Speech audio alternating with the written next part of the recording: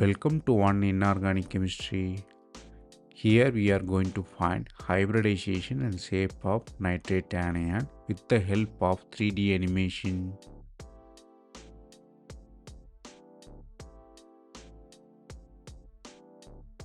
To find the hybridization, you should know the steric number, which is H equals V plus B minus C whole divided by 2.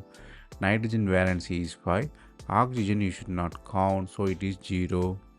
If you substitute in the formula, H equals 5 plus 0 minus of minus 1 whole divided by 2. So 6 by 2 gives 3. The lone pair calculation will be H minus B, which is 3 minus 3 equals 0. H3 means sp2 hybridization, which is trigonal planar. Let us keep the atom in the planes. So the nitrogen will be on middle, oxygen at the corner. So you have the anion. So the shape of NO3 minus is trigonal planar.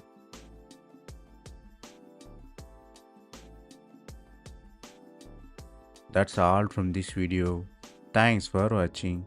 If you have any suggestion or feedback, comment below.